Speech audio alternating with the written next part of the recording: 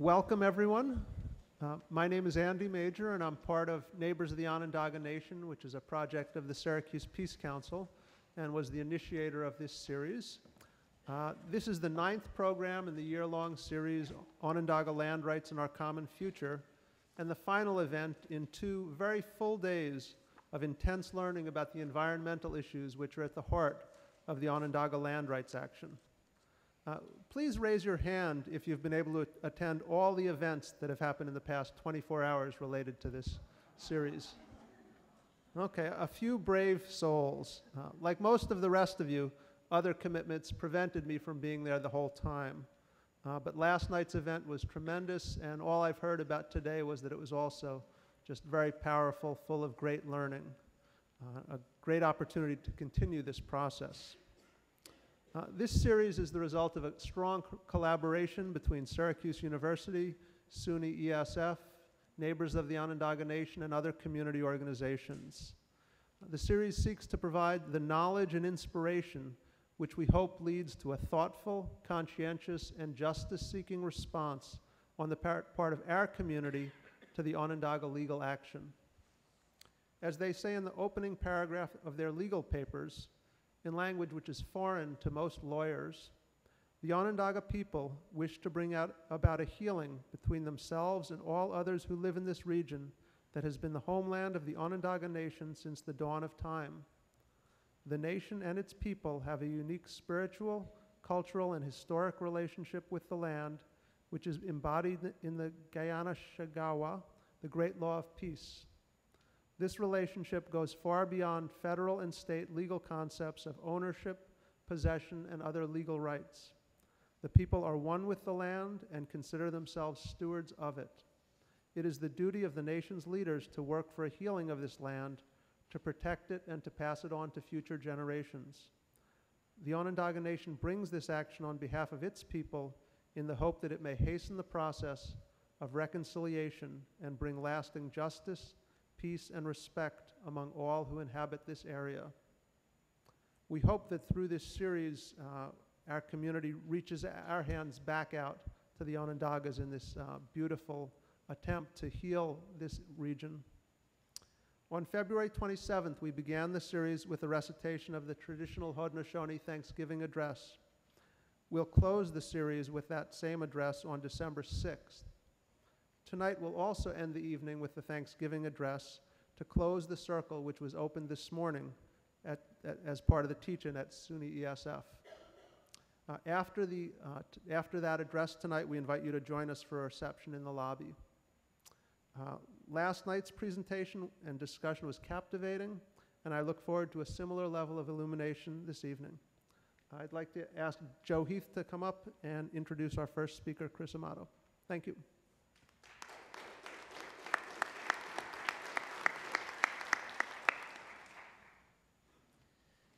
Well, I want to thank you all for coming again, and for those of you who were here in July, you can relax. You don't have to listen to me again. I'm just here to introduce my good friend, Chris Amato. Chris has become the environmental litigator, helping the nation in its focused work around Onondaga Lake and Onondaga Creek. I first met Chris in the late 1990s, I think. He was with the Attorney General's Environmental Protection Bureau, and we had discovered an archaeologist openly robbing graves near Buffalo, near the Erie County Fairgrounds. This was a renowned archaeologist who was often quoted in the papers, and it was just going on in broad daylight. That's the kind of atmosphere that existed in this state. We have very poor archaeological laws, unmarked burial sites where most of the Haudenosaunee are buried everywhere because they lived everywhere. They're not protected. But he was working for the state at the time. I was working for the Tonawanda Senecas and the Tuscaroras, and we joined together. I think that's the first time that we know of that had happened. We filed a federal lawsuit under the Native American Graves and Protection Act, and we stopped the looting. And we ran that guy out of the state. We discredited him. He cannot dig anymore in New York State. He was also associated with a college. He was using the students. That's how bad the situation was. I think that case really turned the corner on archaeological protection for Native American villages and burial grounds in the state. Chris has since left the Attorney General's office, gone into private practice, and we've worked on more projects together than I probably was able to remember in preparing these remarks tonight. I know that he's working for the Akwesasne Mohawks, fighting the terrible effects of the GM and Alcoa dumps, both in the air and the water and the land up there. I know that he's working with citizens in the town of Ava, up in Lewis County, fighting a dump there that just doesn't belong. We work together in the town of Richland, up on where the Salmon River reaches Lake Ontario, fighting a rogue RV park and golf course who is destroying sand dunes and polluting the wetlands. We got that wetland transferred to the Nature Conservancy. We stopped most of his bad activities. He certainly helped us work on Onondaga Lake and Onondaga Creek. He helped us correct an old medical waste dump on Onondaga Nation. We reached an 8-party agreement to clean that up. It's been very active in, please welcome my friend, Chris Amato. Thank you.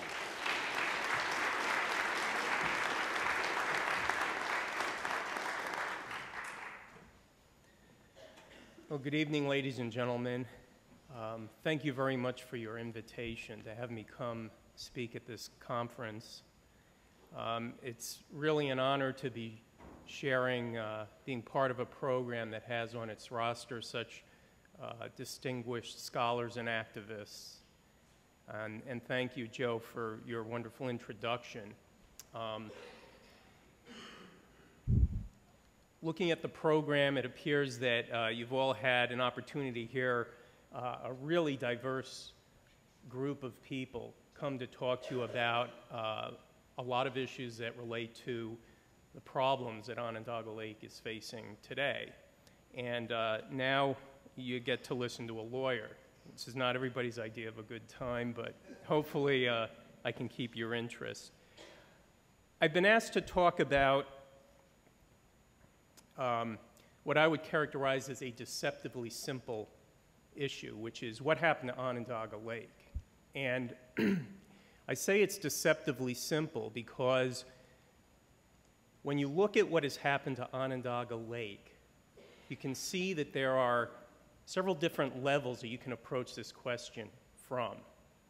Now, on one level, you can look at Onondaga Lake, look back historically to a time when it was a pristine cold water fishery that provided spiritual, cultural, and subsistence nourishment to the Onondaga people. You can trace the beginnings of European encroachment and settlement, the development of industry along the shoreline of the lake and the tributaries, and the eventual utilization of the lake as a convenient dumping ground for industrial wastes and sewage from the increasing population in the area that became known as Syracuse.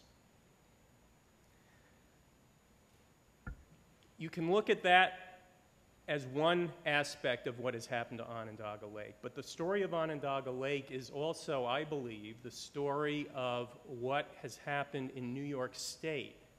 And I think that the case could be made that the story of Onondaga Lake is really the story of what we have done to the environment in this country as a whole. And at another level, what has happened at Onondaga Lake, and in particular, what is happening at Onondaga Lake today, is a symptom of a very deleterious shift in the way that people in this community, in this state, and in this country are beginning to think about the environment. And I like to refer to this as the vanishing point of reference problem. And basically, what this really means is you have a pervasive loss of environmental quality such that highly polluted environments become the norm. And it suddenly becomes acceptable to have highly polluted air, water, and land because you've lost the reference point of what it used to be like. And I'll be talking about that a little bit further on in this discussion. So let's look at the first level of Onondaga Lake, which is simply sort of a history of what happened with the industrial development around the lake. And here, probably the most important date would be 1793, which is the time at which James Geddes started the first salt manufacturing facility on the shores of Harbor Brook. That really marked the first large-scale industrial process connected with Onondaga Lake at the Onondaga Lake watershed. Subsequent to that, in 1844, the first soda ash production facility was built on the western shores of the lake itself. That was followed in 1881 with the formation of the Solvay Process Company, which then, a few years later, began the production of soda ash. In 1896, the first city sewers were built, and they discharged the untreated sewage directly into Onondaga Creek and Harbor Brook.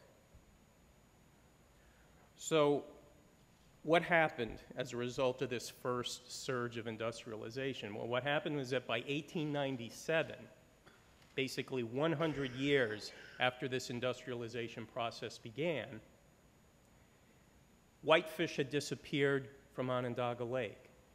The significance of that being that whitefish are pretty much the barometer of a cold water fisheries. The cold water fisheries that existed in Onondaga Lake was being destroyed as far back as 1897. 3 years later, in 1900, people were told it's prohibited to harvest ice from Onondaga Lake because of potential health issues. So early on, it didn't take very long for the industrialization and use of the lake as basically a dumping ground to start having some pretty serious public health and ecological implications. Well, it continued on and actually worsened quite significantly. In 1918, Solvay began to manufacture chlorinated benzenes, and I'm going to be talking a little bit more about what that means. In 1922, the city completed a new sewage system which discharged untreated sewage directly into the lake. In 1940, all swimming was banned. In 1950, Allied Chemical, which was the successor to Solvay, started chlorine production by the Mercury cell process. By this time, other industries had located in or near Onondaga Lake, including General Motors, Crucible Specialty Metals, etc. So by 1950, you had a pretty heavy industrialization, not only of Onondaga Lake itself, but of the uplands and along the tributaries to the lake. By this date, 1950, Onondaga Lake was really, for all intents and purposes, pretty much a dead lake. It was nothing more than a convenient sewer and dumping ground for industrial waste and human waste. Well, what exactly has been the effect of all this industrialization in real terms, in terms of what's really going on with the lake? What are the chemicals that are involved here? Well, we can state with some degree of specificity what's going on with the lake today in terms of what chemicals are there, because of the process that's been initiated at the federal and state levels to remediate hazardous waste sites. So what happened was, with the passage of hazardous waste laws at both the federal and state levels, the regulatory agencies who had sat on the sidelines while all this was happening were vested with the authority to come in and try to clean up the mess. So you have EPA and DEC given broad legal authority to formulate what are euphemistically called cleanup plans for these various hazardous waste sites around in New York State and the country. Now, this process with regard to Onondaga Lake formally began in 1989 when the state filed a complaint against Honeywell, which in turn was a successor to Allied, under the federal Superfund law. That complaint, that action is still ongoing, and it's in federal district court in the Northern District. And it really provides and has provided the legal framework for everything that's been happening with regard to attempting to address the problems at Onondaga Lake that are related to the industrial sources. And with regard to the non-industrial sources, the sewage treatment problems, that process has been pretty much occurred within the framework of a lawsuit that was filed in 1988 by Atlantic States Legal Foundation. That case, too, is still in federal court, and it still is providing the legal framework for the attempt to deal with the problems that are associated with the discharge of untreated sewage into Onondaga Lake and its tributaries. I'd like to jump right into the issue of the chemicals that are in the lake today, because in order to understand why the Onondaga Nation is opposing the cleanup plans that are being proposed by EPA and DEC, it's first really necessary to understand what's at the core of this problem. And the core of the problem is we're dealing with some of the most toxic chemicals that are known. And not only are we dealing with toxic chemicals that are known human carcinogens and have a multitude of adverse public health impacts that are documented in the literature, but we're dealing with them at levels that boggle the imagination. But to begin with, it's important to understand that as part of that federal and state hazardous waste remediation process, the agencies are required to identify the pollutants that are on the site and to inform the public why these pollutants are an ecological or public health threat. So what I'm going to do is I'm going to read from a document produced by EPA and DEC. It's called a Record of Decision. And the Record of Decision is the regulatory agency's decision-making document where they chose the remedy for the Onondaga Lake bottom. And that remedy involves some partial dredging of highly contaminated sediments and then what's called capping for much of the remainder.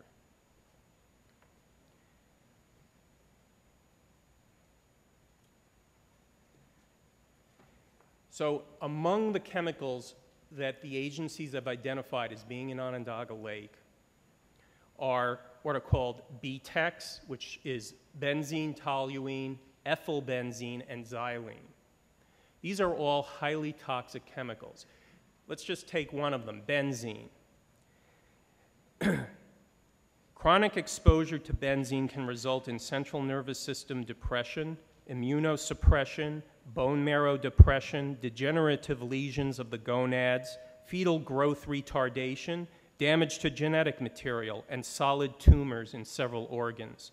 Chronic exposure in humans can result in bone marrow depression, anemia, and leukemia. Breathing benzene can cause drowsiness, dizziness, and unconsciousness. Benzene is a known human carcinogen. Chlorinated benzenes. This is another group of chemicals that are found throughout Onondaga Lake and tributaries. Chlorinated benzenes are resistant to chemical and biological degradation and tend to accumulate in fat-containing tissues of animals and humans. Chlorinated benzenes have been shown to cause adverse reproductive effects in invertebrates and fish. Chlorinated benzenes can bioaccumulate in humans and cause adverse health effects such as liver damage. Mercury. Mercury is a known human and ecological toxicant. Methylmercury-induced neurotoxicity is the effect of greatest concern when exposure occurs to the developing fetus. Other adverse effects of mercury include reduced reproductive success, impaired growth and development, and behavioral abnormalities. Polycyclic aromatic hydrocarbons, PAHs as they're known. Some PAHs are known to be carcinogenic. Several PAHs exhibit low levels of toxicity to terrestrial life forms, yet are highly toxic to aquatic life forms. Pcbs. Pcbs bioaccumulate in the fatty tissues of humans and other animals. Pcbs are considered probable human carcinogens and are linked to other adverse health effects, such as developmental effects, reduced birth weights, and reduced ability to fight infection. And finally, PCDD and PCDFs, which are basically dioxin and dibenzofurans. These tend to be very insoluble in water, absorb strongly onto soils, sediments, and airborne particulates, and bioaccumulate in biological tissues. These substances have been associated with a wide variety of toxic effects in animals, including acute toxicity, enzyme activation, tissue damage, developmental abnormalities, and cancer. So that's the regulatory agency's description of some of the chemicals that are being found in incredibly high concentrations in Onondaga Lake and its tributaries and nearby upland areas. In 1996, the Centers for Disease Control and the New York State Department of Health collaborated in a study on the public health effects of Onondaga Lake. And their conclusion was as follows, and I'm quoting directly from their study. Onondaga Lake is a public health hazard. Fish from the site are contaminated with mercury and PCBs at levels which could cause a high risk of adverse health effects. Fecal bacterial contamination of the lake poses a potential health hazard to recreational users, particularly swimmers. And the conclusion of the study was that over 200,000 people are potentially exposed or have been exposed to contamination from Onondaga Lake. So that's the background of what we're dealing with. And it's probably not too surprising given the history of what's happened out there and the use of the lake for industrial discharges and sewage discharges for such an extended period of time. Now,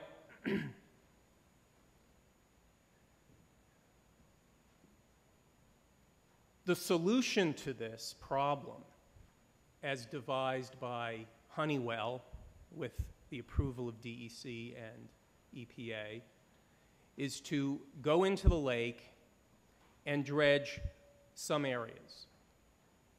And for other areas, to build a cap, to basically attempt to entomb these highly toxic chemicals. And just pray that it doesn't get out, because that's really what it boils down to. There is not a single engineer at DEC or EPA who will tell you that this cap will not fail. They will not guarantee it will not fail because they cannot guarantee it will not fail. Caps have already been shown to fail at other Superfund sites for a variety of reasons. And this cap certainly is not going to be lasting in perpetuity. It defies any sort of engineering sense to believe that any kind of human construction of this sort that's underwater and subjected to all the ravages of nature is going to survive in perpetuity forever and ever, and none of these chemicals are ever going to come out of there. The fact is that they are going to come out, and what we're doing is we are taking this problem and we are dumping it in the laps of our children and our grandchildren and their children. And that is not a solution, and that is why the Onondaga Nation is opposing this remedy, because it's not a remedy. It's a postponement of the day of reckoning when somewhere, someday, someone is going to actually have to deal with these chemicals. And let's talk about what is being left in the lake. Honeywell and DEC and EPA like to trumpet that 2 million cubic yards of sediment, of contaminated sediments, are going to be dredged. Well, that's great. But over 20 million cubic yards of highly contaminated sediments are going to be left behind. As a matter of fact, the nation's consultants, Stratus Consulting, did an analysis of this remedy and concluded that after this remedy is implemented, that if a regulatory agency came to Onondaga Lake post-remedy, the lake would qualify for listing on the federal Superfund list, which is the list of the most highly contaminated hazardous waste sites in the country. And that's just because of the volume of highly toxic material that the plan is to leave in place there.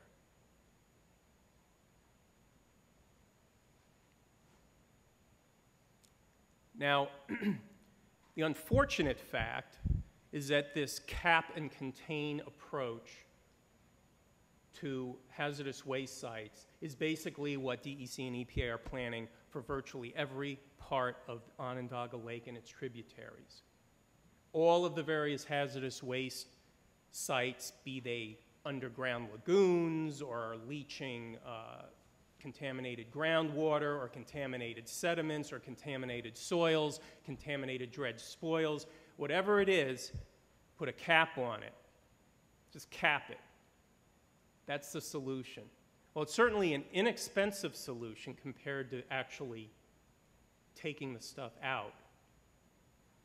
But I would submit to you that it's not a solution because it's simply postponing the day of reckoning.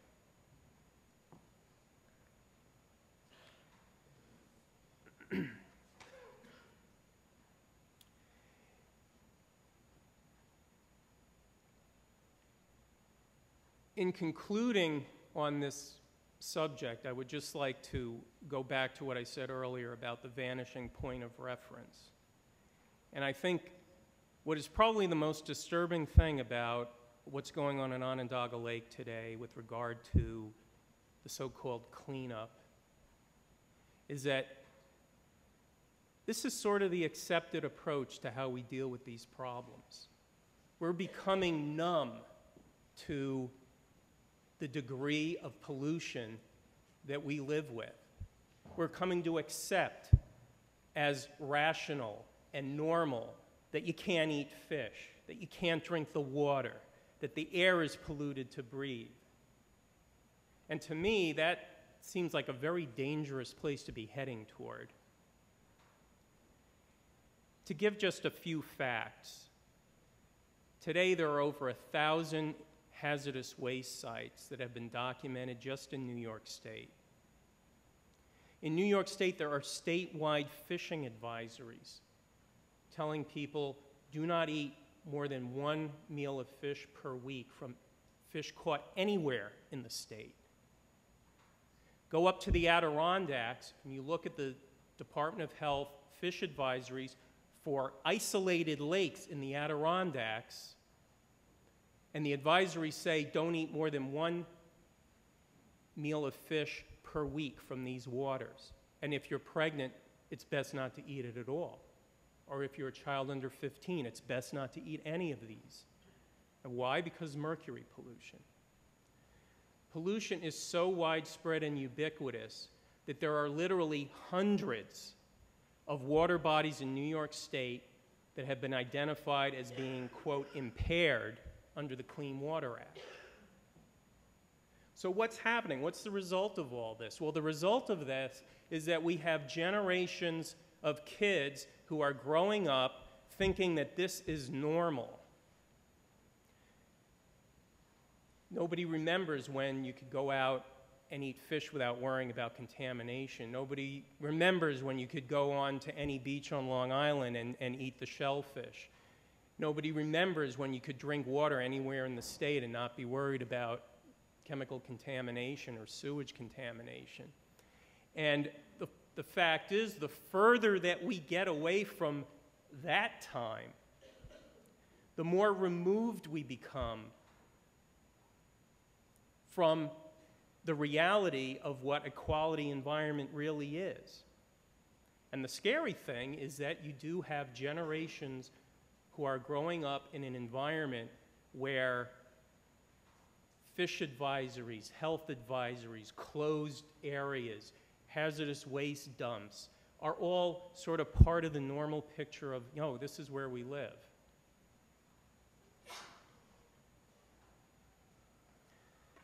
Well, what this does is it really skews our whole frame of reference. And I think Onondaga Lake is a great example, because I have heard this remedy referred to by regulatory agencies, by academics, by other folks involved as a cleanup. The idea that anyone could think that going to this lake and removing a tiny, minor fraction of the amount of pollution that is in that lake and putting a cap over it that is certain to eventually fail and calling that a cleanup is a real symptom, in my view, of how our frame of reference has been skewed, to be able to call that a cleanup.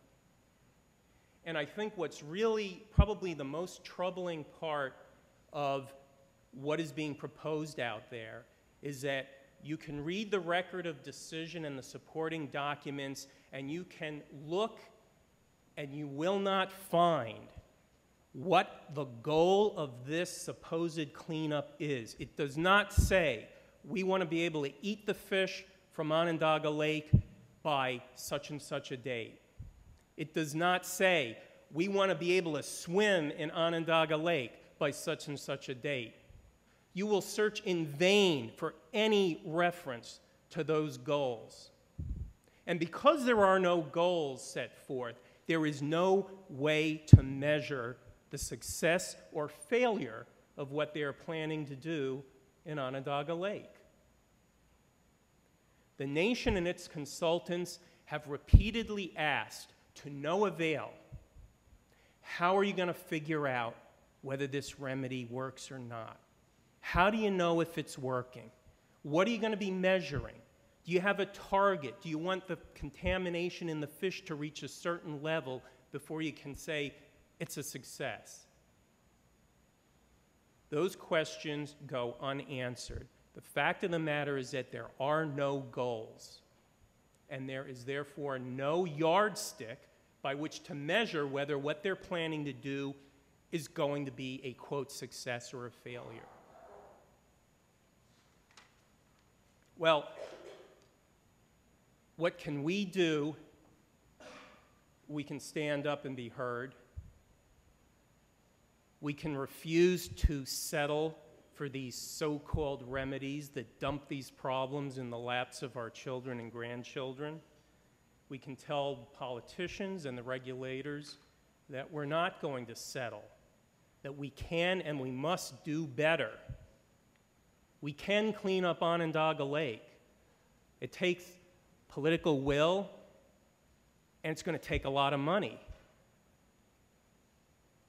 But think about how much money Honeywell made by being able to dump its industrial waste for all those years without having to have it treated or taken to a depository where it would be isolated from the environment. In short, we need to change the terms of the debate. We need to demand a cleanup, not a cover-up. And as Sid Hill, the Tadadaho spiritual leader of the Haudenosaunee, said in one of the meetings with DEC and EPA, he put it so simply. He said, we want to be able to eat the fish. We want to be able to drink the water. To settle for less, I submit, would be to surrender our responsibilities to future generations. Thank you very much. Thank you. When we planned this evening, we weren't prepared for having a new situation and the remedy before us. So I'd like to change perhaps a little bit the format and the plan and bring the panelists up. But before we move into what was to be the second part of this evening, which was a conversation on restoration of Onondaga Lake. What should it look like? What might it look like? What can we do to get there? To have the panelists first have a chance to ask questions of Chris and make any comments, and then to get that from the audience. And then we'll move into the discussion about looking into the future and finding that common ground that is the point of this whole series of how we move forward together. So I'd like to invite the panelists to come up to the stage and the remedy before us. So I'd like to change perhaps a little bit the format and the plan and bring the panelists up. But before we move into what was to be the second part of this evening, which was a conversation on restoration of Onondaga Lake. What should it look like? What might it look like? What can we do to get there? To have the panelists first have a chance to ask questions of Chris and make any comments, and then to get that from the audience. And then we'll move into the discussion about looking into the future and finding that common ground that is the point of this whole series of how we move forward together. So I'd like to invite the panelists to come up to the stage. Any that you have for Chris or comments about his presentation before we move on? Yeah. And also try to speak directly into the microphone. I think I have a little history. Ed does as well. You all have history. I was called by Senator Monahan in 1990 and asked to be chair of the Citizen Advisory Committee for the Lake Management Conference, and suffered about 6 to 10 years of that, and now we're working on Onondaga Creek revitalization. So I think I have some perspective, but I think you're right in terms of the frame of reference. I think the challenge that the Onondagas have posed to us is, as a community, to address the nature of the resource. And for years and years and years, basically, we as a community, at least the European side of the community, have neglected Onondaga Lake and potentially the creek as well, because we haven't taken ownership of it, we haven't paid attention to it, we haven't realized the values. And any restoration situation that I've seen, it's usually the ability of the community to engage the resource, to call attention to it to that level, that there is a dialogue going on and there is a realization of some of the issues involved. And I was frustrated early on in the Lake Management Conference because basically the public dialogue was very limited. And that was a real problem. Other comments? Well, one of the things that I'd like to comment on, it builds on what Rick had to say and what Chris had to say in regards to that frame of reference, but a very little advertised goal of the current management plan for Onondaga Lake, and it's the 1993 plan of action that came out of the Onondaga Lake Management Conference that Rick talked about, and has been adopted by the Onondaga Lake Partnership, which is still the management entity for the cleanup of the lake, and that is a 6-partner organization of the Army Corps, the EPA at the federal level, the DEC and the Attorney General's office at the state level, and the City of Syracuse and Onondaga County at the local level. And that management plan recommends the reconstruction of a cold water fishery. And that's the law. And so we get back to the question of political will, but will the current regulatory community enforce that? Well, it's interesting you bring that up because we have brought up that issue with DEC and EPA, and that is an issue that they do not want to touch with a 10-foot pole with restoration of the cold water fishery in Onondaga Lake. And it's unfortunate because, you know, once again, you know, you come back to the issue of why are you doing something for the purpose of doing it? At the end of the day, you won't even know whether you succeeded because you haven't set yourself any goals. So, you know, one of the things we've been trying to push for is that, you know, one of the endpoints of this whole process should be Onondaga Lake should be restored to a cold water fishery the way it was before the industrialization of the lake and its tributaries destroyed it. That's restoration. Brad? I have a question for, well, first of all, Niwahaskan. Explain to me how the construction of a steel wall will restore the lake to what Onondagas remember our lake as far as we know, there was no steel running through the middle of our lake. And we want to know how that kind of structure would be looked upon as restoring Onondaga Lake to what Jeannie so eloquently spoke of yesterday, of something that is so sacred and so revered, I guess, to the people, and shouldn't just be us, but to all of us sitting here. How does putting a metal wall and filling it in with gravel restore our lake? Well, I think you put your finger right on the point, which is that it's not restoring the lake any more than putting a cap on highly contaminated sediments is restoring the lake. I mean, you know, are you really going to enjoy boating and fishing on a lake that you know is sitting on top of literally tons of sediments that if you came into contact with them, you would run the risk of some serious adverse health effects? But this is the legacy that the regulatory agencies and Honeywell are bent on leaving us.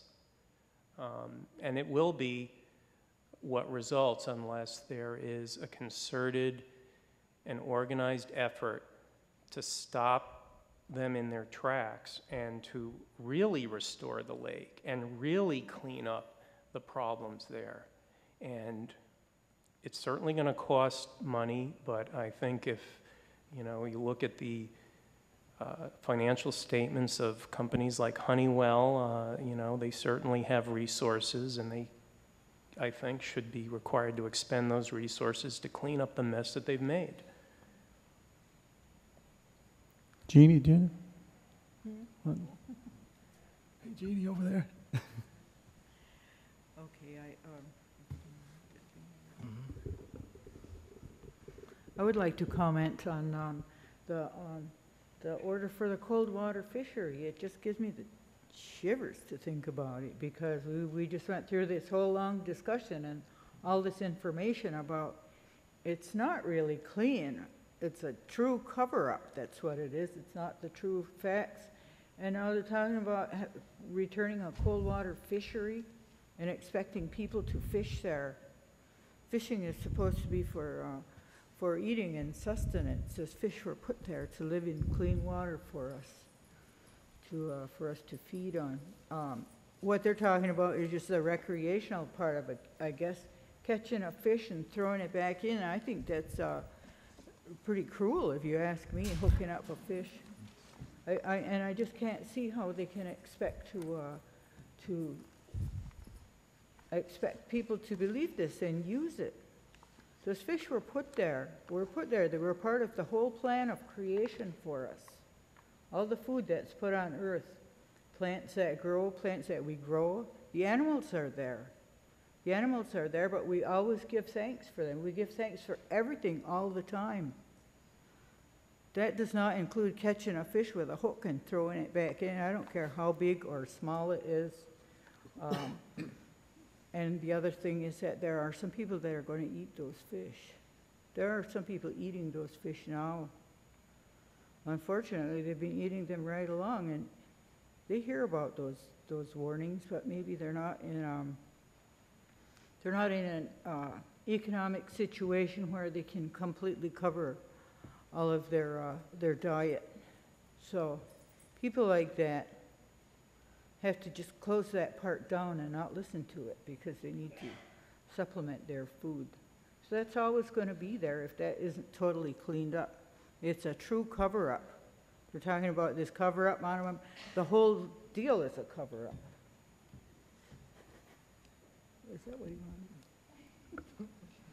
Yeah, I mean, I would just like to briefly just follow up on that because, you know, one of the things I think it'd be worth, if you're interested in really understanding the serious problems with this proposed remedy for the Onondaga Lake bottom, is to read the comments that were submitted by the Onondaga Nation to EPA and DEC regarding this remedy. And just to give you sort of a sense of how inadequate the remedy is in terms of protecting public health and the environment, our consultants did the analysis, and as part of the process, EPA and DEC are supposed to come up with these, quote, safe levels for various chemicals such as benzene and PAHs and so forth. So they did that. The amounts of chemicals that are going to be left behind were pointed out by our consultants, and just to give you sort of a sense of the magnitude of the contamination that's going to be left behind. Benzene will be left at over 1,300 times the purported safe level. PAHs will be left behind at more than 22,000 times the safe level.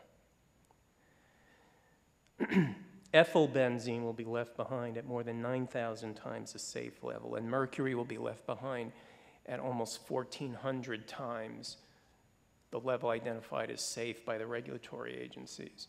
That's what I mean when I talk about the legacy that's being left behind for subsequent generations to deal with. So I'd like to, I mean, I know we could go on with this much of the evening, but I think it's important to put our minds, often as the Haudenosaunee say, put our minds together as one, and to look to the future as to what would be restoring Onondaga Lake. What would that look like? What would we begin to do, and how do we move from where we are now to where we want to be? Emmanuel, I know you've done an awful lot of thinking about restoration and from many different perspectives. I mean, you want to start us off with that? Well, as a follow-up to the things that we've been saying over the last few minutes, it seems to me that one of the difficulties, certainly one of the initial difficulties, is that there is no standard. And it looks as if the real sense of how we'll know when something has been done is that Honeywell will have spent all the money they agreed to spend, and that will be essentially the end of the venture. What I find is an unfortunate situation right now is that there seems to be no concern by the municipalities that are along the Onondaga watershed, no concern that watershed has something to do with the quality of our collective future, with the quality of the identity of the sense of place, with the quality of our ability to interact with the landscape around us. And it seems, again, as if there's a collective sense that if someone has agreed to spend a certain amount of money to minimally meet the federal requirements, that will be as far as the process goes. I think we can think of many other communities in the Northeast around Lake Champlain, certainly in the Adirondack Mountains, along the Hudson River, where the communities would take an active role in helping to set a standard that should be arrived at, and that seems not to be happening. We're having a regional planning failure at the moment. And what, I mean, you've talked a lot about Syracuse what Syracuse could be. You often compare it to a wonderful similar sized city in Spain, and like, what would your vision, given the fact that so much of the land around Onondaga Lake is, quote, publicly owned, so we have a lot of opportunity there. What do you see happening? Well, under the best of circumstances, I think what will happen is that the municipalities along the watershed and the people that live along the watershed will begin to collectively think of this as a signature element of our sense of place, and treat it not only as a draw. We often speak of these landscapes as it'll draw tourists. I think that what's much more important is that it be a nurturing landscape for the permanent residents, because all of your future populations are really coming largely out of the population that we generate among ourselves. And I think that if you do have a strong sense of identity, a strong sense of place, and the idea that the landscape supports a range of values that are important and clear, then you're likely to keep the new generations cycling through in this community.